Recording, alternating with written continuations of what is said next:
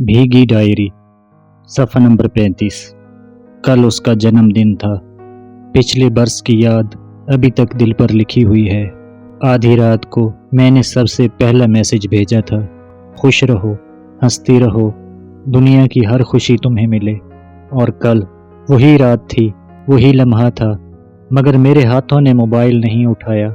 मेरी उंगलियां message type करने से पहले ही रुक गईं।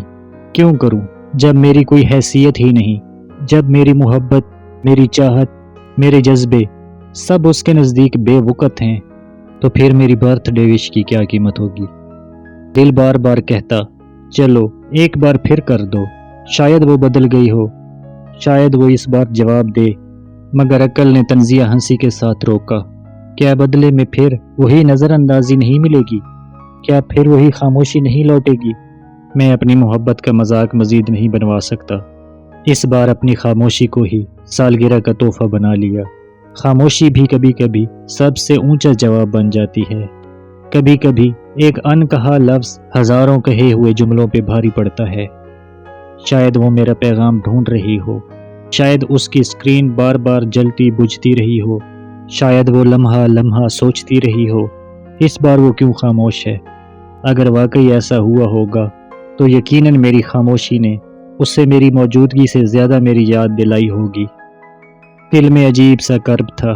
मैं सोचता रहा, अब वो खुश होगी, मुस्कुरा रही होगी, केक काट रही होगी, दोस्तों और रोशनियों के बीच घिरी होगी। लेकिन वो नहीं जानती कि उस भीड़ से कहीं दूर एक शख्स अपनी पूरी रात उसकी याद के साथ काट रहा है। वो नहीं जानती कि एक शख्स अपनी ख्वाहिशों का गला घोंटकर सिर्फ अपनी मोहब्बत की इज्जत बचाने के लिए खामोशी का बोझ उठा रहा है। ये लम्हे कितने सफाक होते हैं जब आपके दिल में शोर बरपा हो मगर आपको लफ्ज़ों से इनकार करना पड़े, जब आपका दिल पुकारना चाहे मगर ज़ुबान पर कुफ्र लग जाए। मैं सोचता हूँ शायद उसने ये गुमान कर लिया हो कि मैं भूल गया हूँ, लेकिन हकीकत ये है मैं भूला नहीं, वो हमेशा मेरे दिल में धड़कती रहती है। मैंने बस ये सीख लिया है कि अपनी मोहब्बत की तौहीन बार बार नहीं करवाई जाती। मोहब्बत तब तक हसीन रहती है जब तक उसे इज्जत दी जाती रहे। खामोशी सबसे बड़ा इंतकाम भी है और सबसे बड़ा जवाब भी। मैंने जवाब दे दिया। कल मेरा दिल बहुत चाहता था कि मैं उसे कहूँ हैप्पी बर्थडे, 1000 दुआएं, मगर फिर दिल ने कहा कुछ दुआएं लफ्ज़ों से नहीं, खामोशी से दी जाती हैं।